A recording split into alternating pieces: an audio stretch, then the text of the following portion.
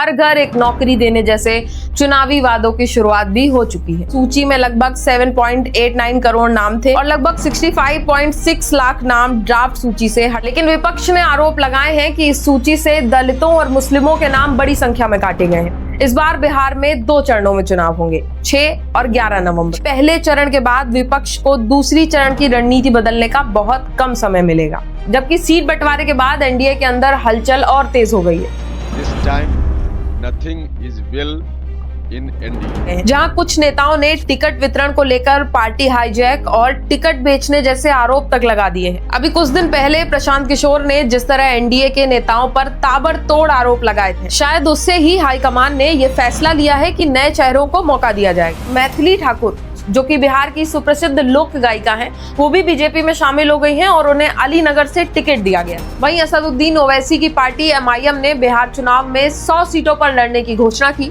ये पिछली बार से 5 गुना ज्यादा है। तो एनडीए गठबंधन ने ये पहले ही क्लियर कर दिया और नीतीश कुमार के नाम पर मोहर लगा दी कि नीतीश कुमार के नेतृत्व में ही वो बिहार चुनाव लड़ेंगे। इसके अलावा इंडिया गठबंधन ने अभी तक किसी भी औपचारिक नाम की घोषणा नहीं की। करीब 5% वोट पासवान समुदाय का है, 3% वोट जीतन राम मांझी के पास। एलजेपी और जेडीयू एक साथ मैदान में है। एक वक्त के कट्टर विरोधी अब एक साथ चुनाव लड़ रहे हैं। 2020 में लोजपा ने 135 उम्मीदवार उतारे थे, मगर 134 चुनाव हार गए और उस वक्त कहा गया था कि चिराग फैक्टर ने नीतीश कुमार को सबसे ज्यादा नुकसान पहुंचाया। इस बार का बिहार चुनाव इतिहास, वर्तमान और भविष्य की परीक्षा है। बिहार में सीट बंटवारे के साथ साथ औपचारिक तौर पर चुनाव का आगाज हो गया है। पार्टियों में खींचातानी, सीट बंटवारे को लेकर के तुनक मिजाजी और हर घर एक नौकरी देने जैसे चुनावी वादों की शुरुआत भी हो चुकी है। आज हम इस वीडियो में विस्तार से बात करेंगे कि बीते सप्ताह बिहार में क्या क्या हुआ। नमस्कार, आदाब, मेरा नाम अदिति है और आप का भइल इन बिहार सीरीज का एपिसोड 2 देख रहे हैं।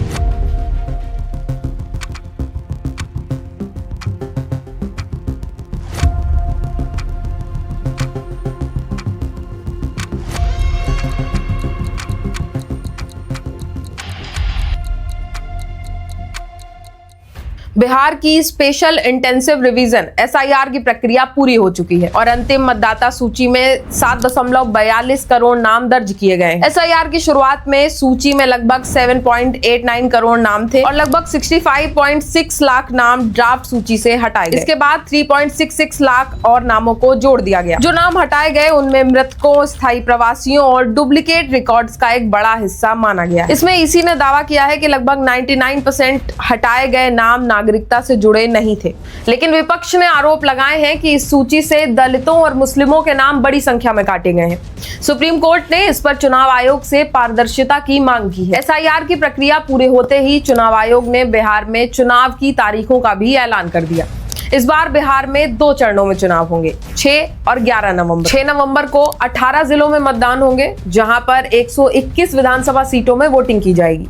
वहीं 11 नवंबर को 20 जिलों में मतदान होंगे, जहां पर 122 विधानसभा सीटों में वोटिंग होगी और 14 नवंबर को नतीजों की भी घोषणा हो जाएगी। अब 2 चरणों में चुनाव शायद सुनने में नॉर्मल ही लगता है, लेकिन राजनीतिक विश्लेषज्ञों का मानना है कि 2 चरणों में चुनाव का मतलब है कि पहले चरण के बाद विपक्ष को दूसरी चरण की रणनीति बदलने का बहुत कम समय मिलेगा। यानी कि अगर बिहार में पहले चरण में एनडीए को बेहतर वोट मिल जाते हैं तो विपक्ष को संतुलन बनाने का मौका नहीं मिलता, या कह सकते हैं कि नैरेटिव सेट करने का मौका थोड़ा कम मिलता है। इसके अलावा हाल ही में मनी कंट्रोल ने एक लेख में इशारा किया था कि एक सर्वे ये कहता है कि एनडीए एसआईआर के कारण बढ़त पर है। मतलब एसआईआर के बाद जो नाम हटे और वोटर सूची पुनर्स्थापित हुई, वह एक सॉलिड वोटर बेस बनाती है। यदि हटाए गए नाम बीते चुनाव में विपक्ष को समर्थन देते थे तो उनका वॉइस कट जाएगा और सीधा फायदा एनडीए को मिल सकता है। और जिन 21.53 लाख नए मतदाताओं को जोड़ा गया, ये नए वोटर एस्टवाइल हटाए गए थे। मतलब कि ये नए युवा वोटर्स हो सकते हैं जिनका वोट्स कहीं भी झुक सकता है। अब इन स्पेकुलेशंस में कितनी सच्चाई है, ये तो नतीजे आते ही हम सबको पता लग जाएगा। फिलहाल हम बात करेंगे बड़े मियां और छोटे मियां को लेकर। मेरा मतलब है एनडीए और सीट बंटवारे को लेकर। अब जेडीयू चाह रही थी कि चाहे उन्हें एक ही सीट ज्यादा दी जाए, लेकिन बड़े भाई की भूमिका तो वही निभाएंगे। वहीं दूसरी तरफ चिराग, जो नाराज फूफा की तरह शादी से भाग जाने की मतलब गठबंधन से अलग हो जाने के संकेत दे ही रहे थे कि सीट बंटवारा हो गया और एकदम बराबर का हिस्सा बांट करके बीजेपी और जेडीयू दोनों के हिस्से 101 सीटें ही आई। वहीं चिराग की लोक जनशक्ति पार्टी को 29 सीटें देकर चुप करा दिया गया। हम और आरएलएम को 6 सीटें दे दी गई और सब सह परिवार एक साथ चुनाव लड़ने के लिए हंसी खुशी तैयार हो गए। लेकिन ऐसा हमें लग रहा है कि सब कुछ ठीक है, जबकि सीट बंटवारे के बाद एनडीए के अंदर हलचल और तेज हो गई है। सहयोगी दलों ने असंतोष जताया है, खासकर उपेंद्र कुशवाहा और जीतन राम मांझी ने कहा कि उन्हें उम्मीद से कम सीटें दी गई हैं। साजिश की बात कही, क्या उपेंद्र कुशवाहा के साथ साजिश हो रहा है?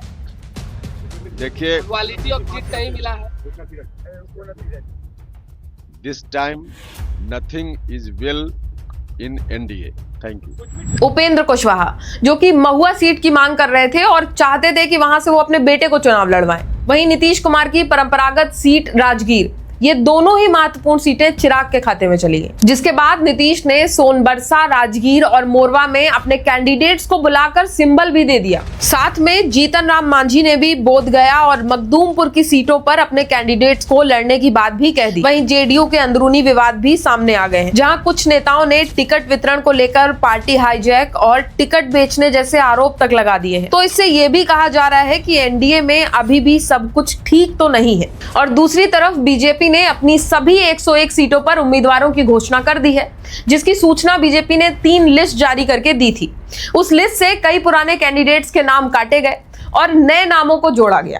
अभी कुछ दिन पहले प्रशांत किशोर ने जिस तरह एनडीए के नेताओं पर ताबड़तोड़ आरोप लगाए थे और दावा किया था कि सम्राट चौधरी 1995 के एक मर्डर केस में आरोपी थे, उस वक्त उन्होंने अपनी उम्र कम बताकर और नाबालिग होने का हवाला देकर उन्होंने कानूनी फायदा भी उठाया था। साथ में अशोक चौधरी पर भी भ्रष्टाचार के आरोप लगाए हैं। शायद उससे ही हाईकमान ने यह फैसला लिया है कि नए चेहरों को मौका दिया जाएगा। इसके बावजूद सीट बंटवारे के बाद डिप्टी सीएम सम्राट चौधरी को तारापुर से और दूसरे डिप्टी सीएम विजय सिन्हा को लखीसराय से इस बार चुनाव लड़वाया जाएगा। इससे ये संकेत मिलते हैं कि बीजेपी अपने प्रतिष्ठित उम्मीदवारों को चुनाव लड़वाने की तैयारी कर रही है, जैसा कि बीजेपी अन्य राज्यों के चुनाव में भी कर चुकी है।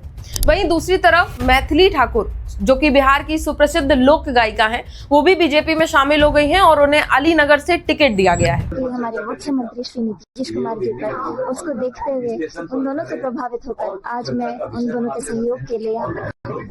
मैथिली जी, अब बिहार में कई दल है मगर बीजेपी को ही आपने चुना क्यों? क्या आपको अट्रैक्ट करने का कारण? मेरे मोदी जी मुझे बहुत पसंद है। मैथिली का रीजनल टच और कल्चरल इफेक्ट शायद उन्हें एक नए राजनीतिक के तौर पर उभरने में भी मदद कर सकता है। जैसा कि हमने देखा है पुराने कलाकारों की लिस्ट में, चाहे वो रवि किशन हो, मनोज तिवारी हो, निरहुआ हो या फिर पवन सिंह हो। वहीं बीजेपी के बाद जेडीयू ने भी 57 सीटों पर अपने उम्मीदवारों की घोषणा कर दी है। वहीं प्रशांत किशोर की जनसुराज पार्टी ने पहली सूची सबसे पहले जारी करके 51 उम्मीदवारों के नाम घोषित किए थे। इस लिस्ट में जातिगत संतुलन और रीजनल कनेक्शन का खास ध्यान रखा गया है। उदाहरण के लिए 17 उम्मीदवार ईबीसी से, 11 उम्मीदवार ओबीसी से, 7 उम्मीदवार एससी और एसटी से, 7 अल्पसंख्यक और 9 सामान्य वर्ग से कैंडिडेट्स को टिकट दिया गया। लिस्ट में कई प्रसिद्ध नाम भी शामिल हैं, जैसे भोजपुरी अभिनेता गायक रितेश पांडे, कर्पूरी ठाकुर की बेटी जागृति ठाकुर और एडवोकेट वाईवी गिरी। इस तरह प्रशांत किशोर ने जाति, क्षेत्र और एजुकेशन को ध्यान में रखते हुए अपने उम्मीदवारों की सूची जारी की और उन्होंने इसके माध्यम से प्रोग्रेसिव मैसेज देने की कोशिश की। इसके साथ साथ प्रशांत किशोर ने यह भी ऐलान कर दिया कि वो असेंबली चुनाव खुद नहीं लड़ेंगे।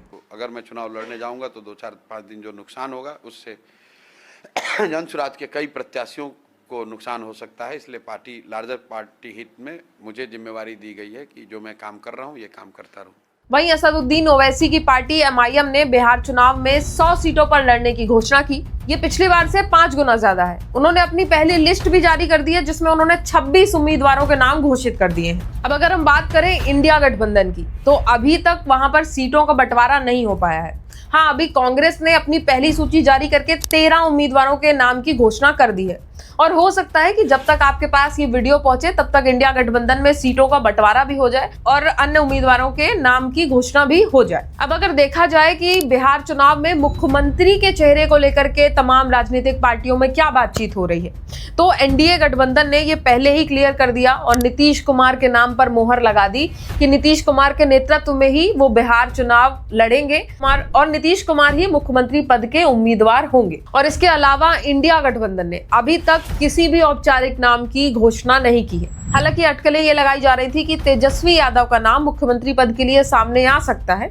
लेकिन कांग्रेस ने अभी तक इसमें हामी नहीं भरी है। अब वो अलग बात है कि कांग्रेस ने अभी तक तेजस्वी के नाम पर मुहर नहीं लगाई है, लेकिन जनता का रुझान तेजस्वी यादव के पक्ष में ही दिख रहा है, क्योंकि अभी एक सर्वे भी हुआ था जिसमें तेजस्वी यादव नंबर 1 पे थे मुख्यमंत्री के चेहरे पर, और लगभग 36% लोग उन्हें मुख्यमंत्री के तौर पर देख भी रहे हैं। अब अगर हम बात करें बिहार में जातीय समीकरण की, जो कि बिहार की सियासत में एक अहम रोल रखते हैं, चाहे पासवान हो, मांझी या फिर कुशवाहा समुदाय, तीनों ही छोटे मगर निर्णायक खिलाड़ी माने जाते हैं। करीब 5% वोट पासवान समुदाय का है। 2005 के फरवरी चुनाव में एलजेपी ने 29 सीटें जीती थी, और शायद यही वजह है कि चिराग डिमांडिंग हो रहे थे। ये दिलचस्प बात है कि पहली बार एलजेपी और जेडीयू एक साथ मैदान में है। एक वक्त के कट्टर विरोधी अब एक साथ चुनाव लड़ रहे हैं। वहीं दूसरी तरफ मांझी समुदाय, लगभग 3% वोट जीतन राम मांझी के पास है, जिन्होंने अपनी पार्टी हिंदुस्तान आवाम मोर्चा के जरिए दलित राजनीति को नई परिभाषा देने की कोशिश की है। 2020 में लोजपा ने 135 उम्मीदवार उतारे थे, मगर 134 चुनाव हार गए थे, लेकिन तब भी पार्टी को 5.64% वोट मिले थे। और उस वक्त कहा गया था कि चिराग फैक्टर ने नीतीश कुमार को सबसे ज्यादा नुकसान पहुंचाया है। बाद में मटिहानी से जीते विधायक राजकुमार सिंह जेडीयू में शामिल हो गए, और एलजेपी खुद 2 धड़ों में बट गई। एक चिराग पासवान की लोजपा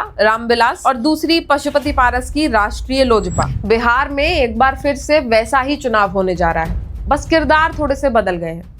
इस बार का बिहार चुनाव इतिहास, वर्तमान और भविष्य की परीक्षा है। तो ये था बिहार चुनाव का अब तक का हाल। अगर आपको वीडियो पसंद आई हो तो आप फैक्ट फोकस को फॉलो कर सकते हैं, और का भइल इन बिहार सीरीज के ऐसे ही दिलचस्प एपिसोड्स देखने के लिए हमें लाइक, शेयर एंड कमेंट भी कर सकते हैं।